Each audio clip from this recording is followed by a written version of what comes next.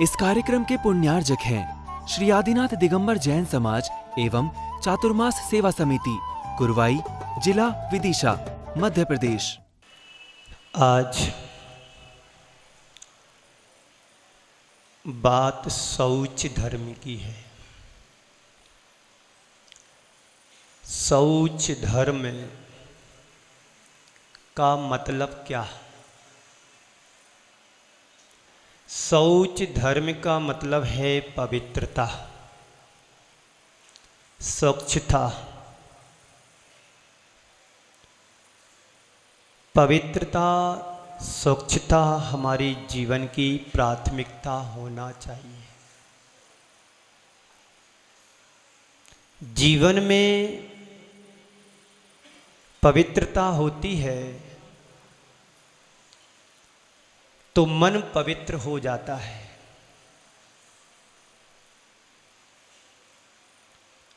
और मन गंदा होता है तो जीवन अपवित्र हो जाता है। मन पवित्र होता है तो जीवन साफ सुथरा बन जाता है, और मन गंदा होता है तो जीवन अपवित्र हो जाता है। बात स्पष्ट है। मन में गंदगी पहले भरती है, फिर उसकी बदबू बाहर आने लगती है। मन में यदि सद विचार आते हैं तो तन से वो परिलक्षित भी होते हैं। आज बात शौच धर्म की करना है। आप सब पवित्रता को पसंद करते हैं, और आप पवित्रता को कोई भी पसंद नहीं करता है। क्या कोई आप पवित्रता को पसंद करेगा? नहीं। थोड़ी भी गंदगी आपके पास आती है तो तत्क्षण उसको सफाई करने के लिए हाथ आगे बढ़ जाता है। साफ और स्वच्छ दर्पण में उभरने वाला प्रतिबिंब स्वच्छ ही दिखाई देता है, और यदि दर्पण मलिन हो, दर्पण पर धूल लगी हो, तो उसमें उभरने वाला हमारा बिंब साफ दिखाई नहीं दे सकता। संत कहते हैं नदी का गंदा पानी हो और उसमें तुम्हारा बिंब पड़ेगा तो दिखाई नहीं देगा, और वह पानी भी तुम्हारे उपयोग का नहीं हो सकता है। वैसे ही गंदा मन यदि हमारा है तो किसी काम का नहीं है वो मन। जीवन को सुखी और समृद्धशाली बनाना चाहते हैं तो मन को पवित्र बनाओ और जीवन को आनंद से भरो। जीवन में आनंद तभी आ सकता है जब तुम्हारा मन शांत और पवित्र होगा, तब। इसी सफाई का नाम शौच धर्म है। आचार्य भगवंतु ने एक सूत्र दिया है, सुचेर भावम शौच्यम। सुचेर भावम शौच्यम। सुचिता का भाव ही शौच धर्म कहा गया है। आत्मा की विशुद्धि के लिए चित्त के दर्पण की स्वच्छता परम आवश्यक है। आपके घर में दर्पण होता है, दर्पण पर जरा सी भी धूल रहती है, आपका बिंब साफ दिखाई नहीं देता है, प्रतिबिंबित नहीं होता है। जिस प्रकार से तुम उस दर्पण की धूल को हटाने के लिए तत्पर हो जाते हो, इसलिए कि हमारा चेहरा साफ दिखाई नहीं दे रहा है। बाहर की सफाई के लिए तुम जितने तत्पर रहते हो, उतनी ही सफाई के लिए अंदर की विकृति को दूर करने के लिए भी हो। बाहर की सफाई करना सरल और सहज है, मन की गंदगी को दूर करना बड़ा कठिन है। हमारे किसी ने भी कहा है, कहावत के रूप में कहा गया है, मन चंगा तो कसौटी में गंगा। आप सबने कहावत सुनी होगी, मन चंगा हो तो कसौटी में गंगा। इसका तात्पर्य है यदि मन तुम्हारा पवित्र है तो गंगा के स्नान करने की कोई जरूरत नहीं, और मन अपवित्र है तो गंगा का गंगा जल भी गंदा हो जाएगा तुम्हारे स्नान से। बात समझ में आ रही है? बोलो। बात सुनना है, बात सुनना ही नहीं है, इन शब्दों को जीवन में पारायण भी करना है, पाठ भी सीखना है। पवित्रता अपेक्षित है, स्वच्छता भी होनी चाहिए। बाहर की स्वच्छता का हम दिन रात ध्यान रखते हैं, थोड़ी सी गंदगी कमरों में होती है तो सफाई करने लगते हैं। दिन की शुरुआत तुम्हारी सफाई के द्वारा ही होती है। आप जब सुबह उठते हैं तो सबसे पहले क्या करते हैं? घर में झाड़ू लगाते हैं, उसके बाद तुम फ्रेश होने जाते हो, उसके बाद स्नान करते हो, उसके बाद साफ स्वच्छ कपड़े पहनते हो। कहाँ से शुरुआत हुई तुम्हारी दिन की? सफाई से हुई। संत कहते हैं बाहर की सफाई तुम्हें दिखाई दे सकती है, पर मन की सफाई तुम कैसे देखोगे? तन गंदा हो जाता है तो स्नान कर लेते हो, और मन गंदा होता है तो क्या करते हो? तन की सफाई करने के उपाय अनेक हैं। मन को साफ करने का उपाय क्या है तुम्हारे पास? है। मन को साफ करने का उपाय भी हमारे आचार्यों ने दिया है। सद विचारों के द्वारा हम अपने मन को साफ स्वच्छ बना सकते हैं। सादा जीवन, उच्च विचार, दाल रोटी आपका जीवन का आधार। भोजन में विकृति आती है तो मन में विकृति आती है, और मन की विकृति तन से उभर जाती है। धर्म की आराधना हम रोज कर रहे हैं, एक एक धर्म हम समझने की कोशिश कर रहे हैं। आज शौच धर्म, पर संत कहते हैं शौच धर्म तो है, पर व्यक्ति लोभ और लाभ के चक्कर के में फंस करके जीवन का सर्वनाश कर लेता है। अपनी अंदर की अशुद्धि को हमें दूर करना है तो शौच धर्म का पालन करना पड़ेगा। मन को पवित्र बनाना है तो शौच धर्म का पालन करना पड़ेगा, शौच धर्म को अनुपालन करना पड़ेगा। संत कहते हैं स्वच्छता आंतरिक होने चाहिए, बाहरी नहीं। तन शुद्धि से ज्यादा मन की शुद्धि हो, तन की शुद्धि से ज्यादा मन की शुद्धि होना चाहिए। जिस तन की हम शुद्धि करना चाहते हैं वह कभी शुद्ध हो ही नहीं सकता है। केसर चंदन पुष्प सुगंधित वस्तु देख सारी, देह परस्ते होए अपावन निस्दिन मल जारी। इस शरीर से निस दिन मल झर रहा है। इस शरीर को केसर चंदन आदि से जितना हम संस्कारित करते हैं, वह तत्क्षण वह केसर चंदन पुष्प आदि सारी सुगंधित पदार्थ एक पल में आप पवित्र हो जाता है।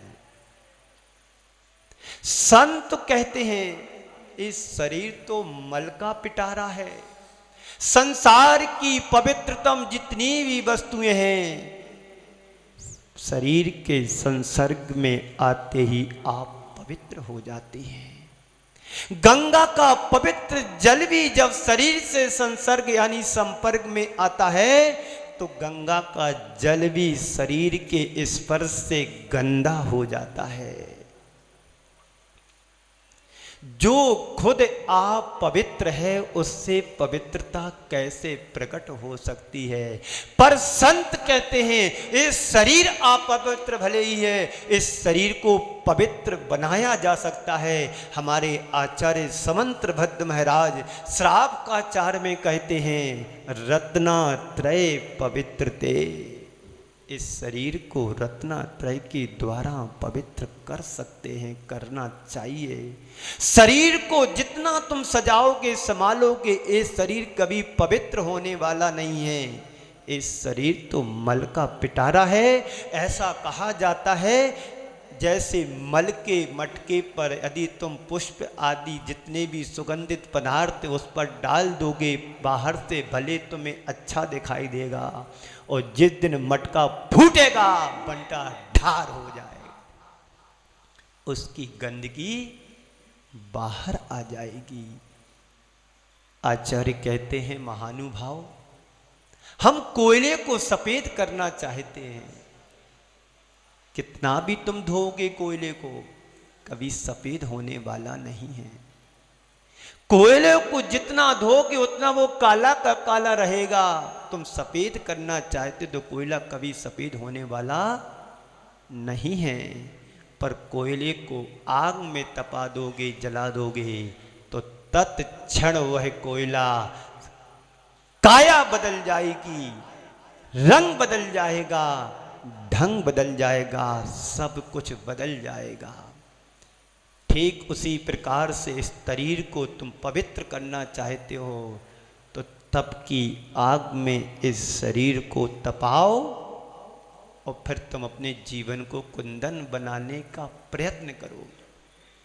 तो बात शौच धर्म की है, बड़े समझने की चीज है। हम बाहर की चीज़ों को समझ लेते हैं, बाहर की गंदगी को साफ करने के लिए तैयार हो जाते हैं, पर अंदर की गंदगी जो जन्म जन्मांतरों से भरी है, कौन कौन सी गंदगी है तुम्हारे मन में जरा बताओ, बोलो। क्रोध मान माया लोभ एक सब क्या है, ये आप पवित्र वस्तुएं हैं। आचार्यों ने कहा है क्रोध व्यक्ति को अंधा बना देता है। क्रोध व्यक्ति को अंधा बना देता है जिसे कुछ सूझता ही नहीं है। मान किसी की सुनने नहीं देता है, मान किसी की सुनने नहीं देता है। क्रोध मान माया, माया के घन चक्कर में व्यक्ति रात दिन दौड़ लगा रहा है। और लोभ के बारे में कहा गया ये तुम्हारी नाक कटा देता है। लोभ नाक कटा देता है। लोग भी व्यक्ति की बात को देखें जरा। 4 शब्द पहले मैं कहता हूं। आकांक्षा, भोगांक्षा, दुराकांक्षा और अनाकांक्षा। आकांक्षा, भोगांक्षा, दुराकांक्षा और अनाकांक्षा। संत कहते हैं आकांक्षा होना कोई बुरी बात नहीं, इच्छा होना कोई बुरी बात नहीं। मेरी भी इच्छा हो रही है कि आप लोग 2 घंटा प्रवचन सुने, में पूरा प्रवचन सुनो। ये इच्छा है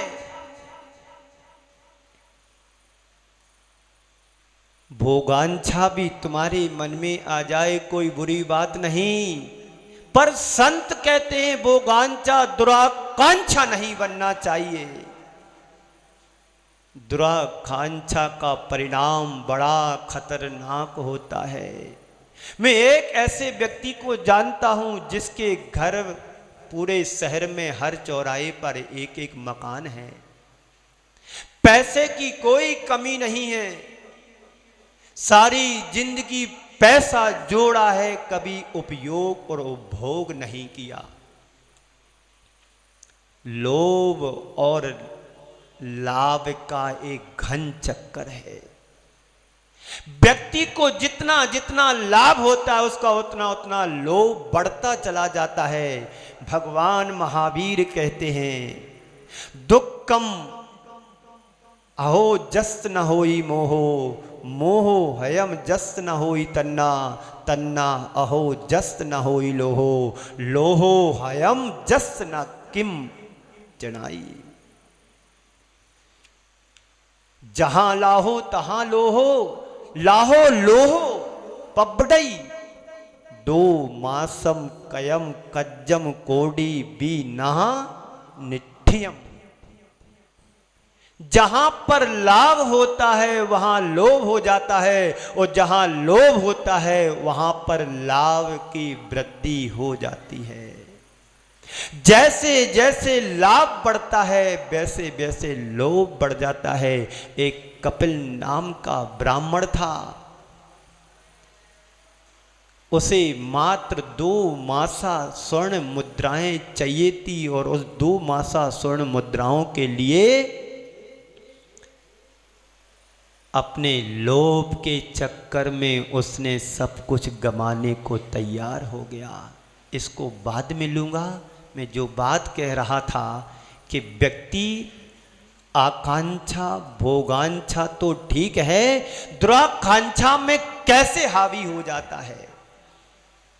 एक ऐसा व्यक्ति को मैं जानता हूं जिसके नगर के हर चौराहे पर एक अच्छा सा मकान है, ब्याज बट्टे का काम करता है, पर कभी उसने अपने पैसे का उपभोग और उपयोग नहीं किया। यदि कोई पैसे लेने आता है तो जूते रख लेता है, तभी 100 रुपये देता था। कोई बाजे बजाने वाला पैसे लेने आए तो बाजा रख लेता था और पैसे तब देता था। महीने की 30 तारीख को पुरानी साइकिल लेकर के हर घर पैसे वाले के पास लेने जाता था, लेकिन जीवन में कभी उसने उपयोग और भोग नहीं किया। ऐसे व्यक्ति को क्या कहोगे तुम? दुराकांक्षा। हो सकता कोई यहां पर भी बैठा हो, जिंदगी भर कमा रहा है, कमाते कमाते एक दिन छोड़ करके चले जाओगे, पर अपने हाथों से लगा के नहीं जाओगे। ऐसे विचार नहीं रखना। संत कहते हैं पैसे कमाओ, उपयोग तो करो, उपभोग तो करो। कमाओ, खुद के लिए कमाओ, और बचे तो किसी दूसरों को लगाने के लिए भी कमाओ। पैसे कमाओ, जरूरत के लिए कमाओ और जरूरतमंदों के लिए कमाओ। पैसे कमाओ, अपने लिए कमाओ, औरों के लिए सहयोग के लिए कमाओ, पर तुम्हारी आकांक्षा भोगांक्षा दुराकांक्षा नहीं बनना चाहिए। अधिकांश लोग व्यक्ति पैसे कमाते हैं, लोभ के चक्कर में उनको सब कुछ गंवाने पड़ता है। संत कहते हैं व्यापार करो तो ओवर एस्टिमेट बन करके मत करो, ओवर बर्डन मत करो। व्यापार करो तो एक सीमा से करो। एक व्यक्ति ने सोचा कि मैं 1 वर्ष में अरबपति बनना चाहता हूं। फाइनेंस वाले आते हैं, ऐसा करोगे तो ऐसा होगा, ये प्लानिंग है, वो प्लानिंग है, आप 6 महीने में करोड़पति बन जाओगे, मशीन यहाँ से आती है, लोन ले लो, ये वो कर लो। अच्छी अच्छी बातें मार्केटिंग करने वाले देते हैं, और मार्केटिंग करने वालों को तो आप जानते ही किस तरह की बातों से आपको फंसा लेते हैं। और बैंक से लोन उठा लिया और 6 महीने पूरे नहीं हुए, व्यापार नहीं चला, कंपनी फेल हो गई, करोड़ों का कर्जा लाद लिया। ओवर एस्टीमेट कभी नहीं करना चाहिए व्यापार, ओवर बर्डन भी नहीं। उतना ही काम करो जितना तुम कर सकते हो। एक किसका चक्कर है? लाभ के साथ लोभ का।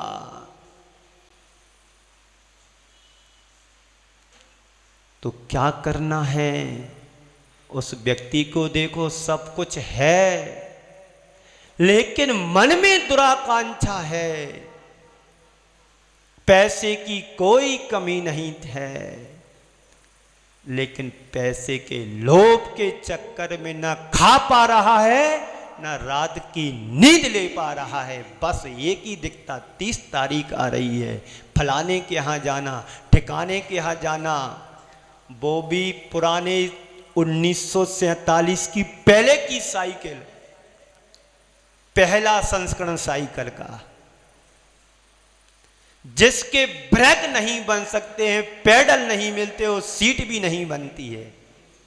ऐसे व्यक्ति को क्या कहा जाए? लोभी का धन लोभी खाए और बचे सरकारे जाए। इनसे बचो।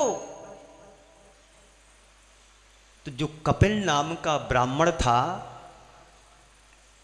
किसी उपाध्याय क्या विद्या अध्ययन करने के लिए गया। वहीं पर एक सेठ रहता था।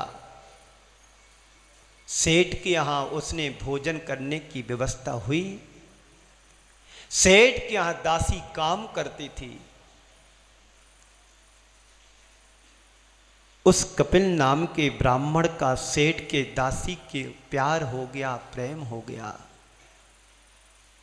दासी ने कहा कि देखो, मेरा कल जन्मदिन है, मुझे कुछ वस्त्र खरीदना है, आभूषण खरीदना है, तुम मेरी इच्छा की पूर्ति करो। कपिल नाम का ब्राह्मण कहता है कि मेरे पास तो एक वक्त का खाने का भोजन की व्यवस्था नहीं है, पैसे कहां से लाऊं? पैसे कहां से लाऊं मैं? दासी कहती, देखो यहां का राजा है, बड़ा उदार है, जो भी राजा के पास सुबह पहले नंबर जाता है, राजा को जो आशीर्वाद देता है उसे 2 मासा तोला 2 तोला सोना देता है। तुम उसके पास सुबह जाना, पहले नंबर पहुंच जाना, तुम्हें 2 मासा स्वर्ण मुद्राएं मिल जाएंगी, तुम मेरे को ला के देना, उससे मैं वस्त्र और आभूषण खरीद लूंगी। बात तो सच है। उस ब्राह्मण पुत्र ने यही किया। सुबह जल्दी उठा, और चांदनी रात थी, सुबह जल्दी ना हो जाए तो आधी रात को ही दौड़ लगा दी उसने राजा के दरबार में जाने के लिए। राजा के दरबार में जाने के लिए उसने आधी रात में ही दौड़ लगा दी। इसको दौड़ते हुए पुलिस वालों ने देखा कि पकड़ो ये चोर है, भाग रहा है, पकड़ो ये चोर है, भाग रहा है, इसे पकड़ो, चोर है। पकड़ा गया बेचारा, और ले जाकर के राजा के दरबार में उसको खड़ा कर दिया। ये चोर है, रात में दौड़ लगा रहा था। राजा ने पूछा कि तू रात में कहां दौड़ लगा करके जा रहा था? उसने सारी घटना सुना दी राजा के लिए। राजा उससे प्रभावित हुआ कि तूने ज्यों की त्यों सत्य घटना सुनाई है, मैं तुमसे प्रभावित हूं ब्राह्मण, तू मांग ले, तुझे क्या मांगना है। जैसे ही उसने सुना कि मांग ले, तुझे क्या चाहिए है, तो वो तो चाह ही रहा था कि 2 मासा सोना मिल जाए तो मैं अपनी प्रेमिका को दूं, वो अपनी आवश्यकताओं की पूर्ति कर ले। पर उस ब्राह्मण पुत्र ने सोचा कि मुझे कुछ समय दो सोचने के लिए, मैं क्या मांगू। जाकर के एक कोने में सोचने लगा। शायद आप लोगों के मुंह में पानी ना आ रहा हो मन में कि हमें भी राजा ऐसा मिल जाए तो मैं सब कुछ मांग लूं। पर ऐसे राजा अब होते नहीं, पहले के जमाने में होते थे कि जो प्रजा का, जनता का, परिजनों का, परिवार की तरह ध्यान रखते थे। वो जाकर के कोने में सोचने लगा कि 2 मासा सोना मिलेगा तो क्या होगा। अरे राजा दे ही रहा तो 1000 मुद्राएं मांग लो। अरे 1000 में क्या होगा, जब राजा दे ही रहा तो 1 लाख मांग लो। 1 लाख मुद्रा मांग लूंगा तो 1 लाख मुद्राओं में क्या होगा, कुछ दिन के लिए रहेंगी, खत्म हो जाएंगी, फिर क्या करूंगा। अरे राजा जब दे ही रहा तो 1 करोड़ मुद्राएं मांग लो। 1 करोड़ मुद्राओं में क्या होगा, थोड़ा और ज़्यादा मांग लो। ये उसके दिमाग में कीड़ा चल रहा है, विचार कर रहा है। विचार करते करते उसके मन में एक चीज याद आ गई कि मैं 2 मासा सोना मांगने के लिए अपनी प्रेमिका के निमित्त से राजा के पास जा रहा था और मेरा चिंतन चलते चलते करोड़ मुद्राओं तक पहुंच गया है। इसका कोई अंत नहीं है। ये बात जब उसके दिमाग में आई तो उसने सोचा कि मेरे जीवन को धिक्कार है। एक प्रेमिका के चक्कर में 2 मासा सोने से 1 करोड़ मुद्राओं तक में पहुंच गया, इसकी कोई सीमा नहीं है। अब मुझे कुछ नहीं चाहिए। सेठ राजा आवाज लगाता है, ब्राह्मण क्या सोचा नहीं तुमने अभी तक, क्या चाहिए, मांग ले तू जितना तुम्हें चाहिए। ब्राह्मण पुत्र कहता है कि से राजन मुझे अब कुछ नहीं चाहिए, मुझे सब कुछ मिल गया। मुझे अब कुछ नहीं चाहिए, मुझे सब कुछ मिल गया। मुझे जो चाहिए था वो मुझे मिल गया। मेरा परम धाम परमात्मा मिल गया, जिसे कुछ की जरूरत नहीं है। जो चाहिए था वह मुझे मिल चुका है। राजा आश्चर्यचकित होकर के पूछता है, मैंने तो आपको कुछ दिया ही नहीं, आपको कहां से मिल गया। कपिल ने अपनी चिंतन कथा कह सुनाई। राजा हर्षित हुआ। आप निसंकोच होकर के 10 करोड़ मुद्राएं मेरे से ले लो, मैं मांगो मैं अवश्य दूंगा। पर कपिल बोला, मुझे अब किसी चीज की आवश्यकता नहीं है, मुझे परिग्रह परित्याग करके अपनी आत्मा का कल्याण करना है। संत कहते हैं संसार के प्राणियों की इच्छाएं अनंत होती हैं। उन अनंत इच्छाओं को पूरा करते करते व्यक्ति पूरा हो जाता है, पर उसकी एक भी इच्छा पूर्ण नहीं हो पाती है। ये दुराकांक्षा है। आकांक्षा, भोगाकांक्षा तो एक सीमित अवस्था तक होती है, पर दुराकांक्षा व्यक्ति को बर्बाद कर देता है। ना खाता है, ना खिलाता है, ना उपयोग करता, ना उपभोग करता, ना किसी को देने का मन होता।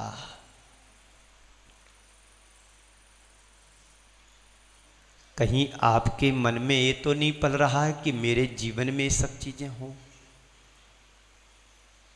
यदि आकांक्षा, भोगाकांक्षा, दुराकांक्षा से सहित यदि आपका मन हो तो जीवन में कभी शौच धर्म नहीं आ पाएगा। शौच धर्म को वही पालन कर सकता है जिसका हृदय पवित्र होता है। धम्मो शुद्धस्य चित्तई, धर्म पवित्र हृदय में ही निवास करता है।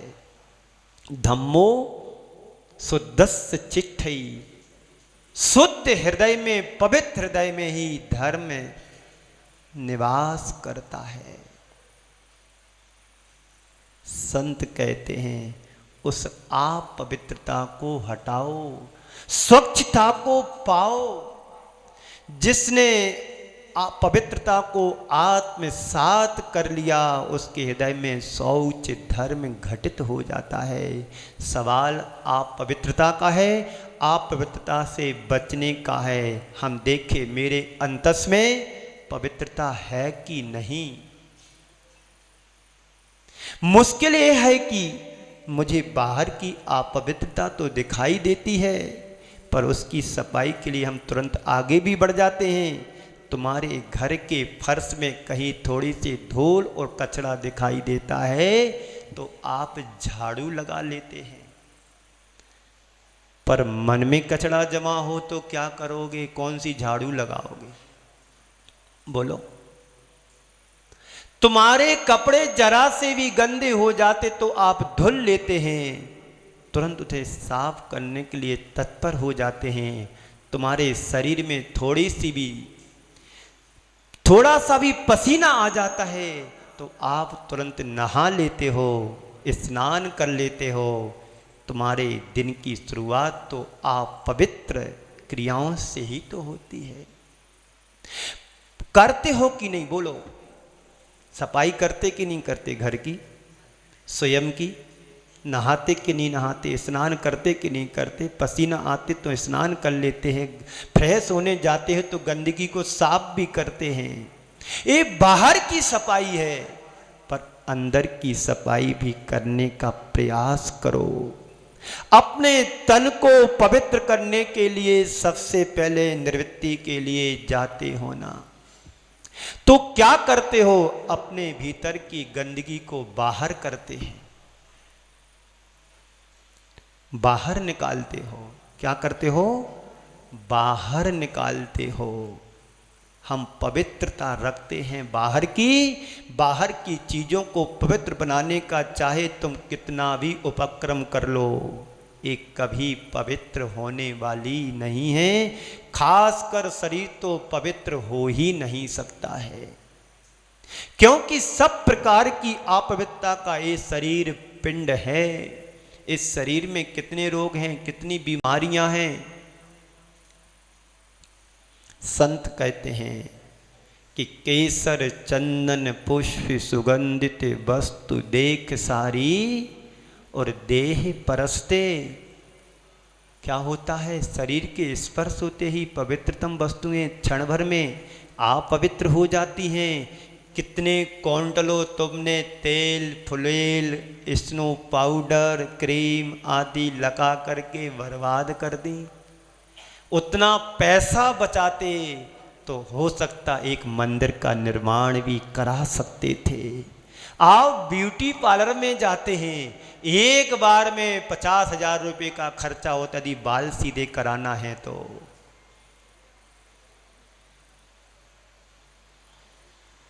ये बाहर की सफाई है, लिपाई है, पुताई है, सजावट है, दिखावट है और बनावट है। क्या है?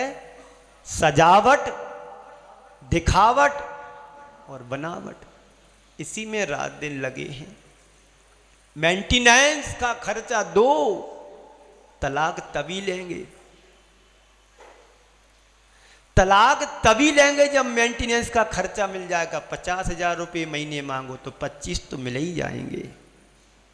इस शरीर से दुनिया की पवित्रतम वस्तुएं भी यदि संसर्ग में आती हैं तो पल में आप पवित्र हो जाती हैं। संत कहते हैं गंगा का जल भी इस शरीर के संसर्ग में आते ही गंदा हो जाता है। गंगा का जल जब तक गंगा में रहता है तो पवित्र होता है, और जैसे ही शरीर से संपर्क होता है तो गंदा हो जाता है। इस आप पवित्र शरीर को हम पवित्र कैसे बनाएं? बड़ा अहम प्रश्न है। तो आचार्य भगवंत कहते हैं रत्नात्रय पवित्र थे। इस आप पवित्र शरीर को पवित्र बनाना है तो रत्नात्रय के द्वारा पवित्र बनाया जा सकता है। ये शरीर बाहर का शरीर है, इसे हम कितना भी प्रयत्न करें पवित्र करने का, साफ करने का पुरुषार्थ करें, इसे पवित्र किया ही नहीं जा सकता है। जैसा कि अभी कहा था, कोयले को यदि सफ़ेद करना है तो कोयले को सफ़ेद नहीं किया जा सकता है। तुम्हारे पास कोई साबुन हो कोयले को साफ करने के लिए तो बता देना, पर आचार्य भगवंतों के पास इसका उपाय है। कोयले को यदि हम जला देते हैं तो वो कोयला साफ क्या चांदी की वर्क की तरह हो जाता है। संत कहते हैं ऐसे ही हमारा मन है, अपवित्र है, गंदा है। इसे त्याग और तपस्या और तप के माध्यम से इस मन को मांझ लेंगे तो तुम्हारा मन भी पवित्र और साफ स्वच्छ हो सकता है। आचार्य कहते हैं इस मलिनता से हमें बचना चाहिए, मन की विकृति से हमें बचना चाहिए। सच्चे अर्थों में अपनी अशुचिता को प्रकट करना चाहते हो तो अपने भीतर की मलिनता को दूर करो। क्या है हमारे अंदर की मलिनता? दो प्रकार की हमारे शरीर की मलिनता है। हमारे अंदर दो प्रकार की मलिनता है। नंबर एक कासायिक मलिनता यानी कसाई की मलिनता। नंबर दो कायिक मलिनता यानी शरीर अपवित्र है और कसाई भी अपवित्र है। तो कायिक मलिनता, दूसरा कासायिक मलिनता। काय की अपवित्रता माने हमारे शरीर की असुचिता जो हमें दिखती है, जिसे हम हर पल दूर करने का प्रयत्न करते हैं, लेकिन कसाई की अशुचिता हमारे भीतर पलती रहती है पर दिखाई नहीं देती है। यहाँ हम सब बैठे हैं, किसी की कसाई दिखाई नहीं देती पर शरीर में कुछ गंदगी लगी होती वो दिखाई दे देती है। शरीर तुम्हारा गंदा है, कपड़े गंदे हैं, तुम्हें दिखाई देंगे, पर मन गंदा है किसी को दिखाई नहीं देता है। आचार्य कुंद देव कहते हैं अपने भीतर के इन अशुभ कारणों को और विपरीत स्वरूप जानकर दुख का कारण मानकर ज्ञानी उसे अलग करते हैं। आचार्य कुंद देव कह रहे हैं अपने भीतर के अशुभ कारणों को और विपरीत स्वरूप को जानकर दुख का कारण मानकर हम उसे दूर कर देते हैं। ज्ञानी पुरुष कहते हैं, भगवान कुंद देव कह रहे हैं अशुचि वो नहीं जिसे तुम आप पवित्र मानते हो, वो तो कदाचित हो सकती है तुम्हारी अंदर भी, तुम्हारे अंदर हो सकती है। असल में अशुचिता तो वो है जो तुम्हारे भीतर पल रही है, जिसकी तरफ तुम्हारी दृष्टि ही नहीं जाती है। उस आप पवित्रता का संशोधन करो, उसकी तरफ दृष्टि जो तुम्हारी चेतना को मनन कर रही है, उसकी तरफ दृष्टि होना चाहिए जो तुम्हारे आत्मा को कलंकित करती है और जो तुम्हारे मन को विकृत बना देती है, उस तरफ हमारी दृष्टि जाना चाहिए। सच्चे अर्थों में वही मल है, वही अपवित्र है, उसे पहचानो। तन को साफ सुथरा बनाए रखने का प्रयत्न तो हम बहुत करते हैं, पर कभी आत्मा पर जन्म जन्मांतरों से जमी जमाई गंदगी को दूर करने का मन में भाव आता है कि हमारी आत्मा कितने जन्म जन्मांतरों से क्रोध मान माया लोभ आदि विकारों से जड़ी हुई है। संत कहते हैं हमारे मन के जितने विकार हैं वे ही हमारी चेतना के मल हैं। हमारे मन के जितने विकार हैं वे ही हमारी चेतना के मल हैं। और अब तक और जब तक ये विकार रहेंगे हमारी चेतना कमजोर बनी रहेगी। जिस व्यक्ति के अंदर जितने विकार होते हैं प्रबल, उस व्यक्ति का व्यवहार उतना रुक्ष और असामान्य होता है। आप देख लेना, जो व्यक्ति नशा करता है उसका चाल ढाल सब बदला हुआ रहता है। बिना नशे के में वो ऐसा लगता जैसे बिल्कुल फुल डोज चल रहा हो। क्यों? संस्कार वैसे हैं, चाल ढाल सब बदल जाता है। अपने व्यवहार को पहचानो। सबको पता है मैं भीतर से कैसा हूं। बोलो पता है कि नहीं? अपना अपना नेचर सबको पता है। पता है कि नहीं? बोलो। किसी को देखने की जरूरत नहीं है, सबको पता है मैं कैसा हूं। मैं चाहता हूं तुम्हारा बाहरी रूप जितना सजा संभला है वो भीतर से भी उतना सजा संभला होना चाहिए। वो भीतर से उतना ही साफ सुथरा हो और भीतर से भी रूप निखरा हो। जिस दिन तुम अपने अंदर के रूप को निखार लोगे तो ये धर्म तुम्हारे हृदय में आविर्भाव हो जाएगा, प्रकट हो जाएगा। ये असुचि यानी शौच धर्म हमारे लिए पवित्रता दिखलाने वाला है, हमारे जीवन को साफ सुथरा बनाने वाला है। आप पवित्र जीवन से पवित्र जीवन बनाना है तो इसी तरह से आचार्य भगवंतों की वाणी को सुनते रहें और अपने अंदर वो उद्घाटित करते रहें, जिससे हमारा जीवन संभले। और जीवन संभले नहीं, मोक्ष मार्ग भी प्रशस्त हो। बंधुओं, किसी ने बहुत अच्छी बात लिखी है, मत रूप निखारो दर्पण में, मत रूप निखारो दर्पण में, दर्पण गंदला हो जाएगा।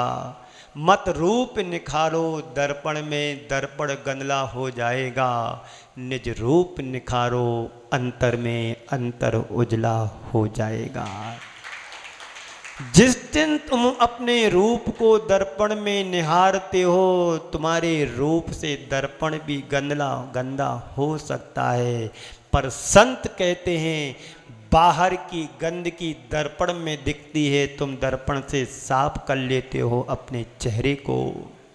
पर मन की गंदगी कमजोरी देखने के लिए बाहर किसी दर्पण की जरूरत नहीं है, अंतर के दर्पण में झांकने मात्र की जरूरत है।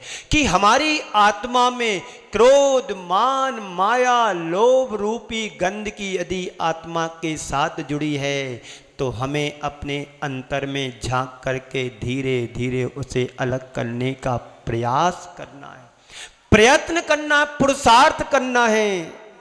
तो अंदर के मनोविकारों से मुक्ति ही हमारे जीवन का आधार है। यदि हम उसे पुष्ट करते हैं तो मान करके चलना कि हमारे जीवन की कोई सार्थकता नहीं है।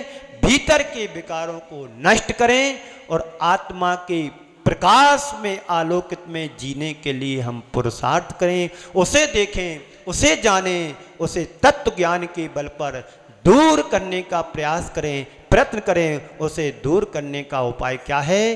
तो आचार्य कुंद कुंदेव ने एक उपाय बताया है, अपनी मन की इच्छाओं को रोकना।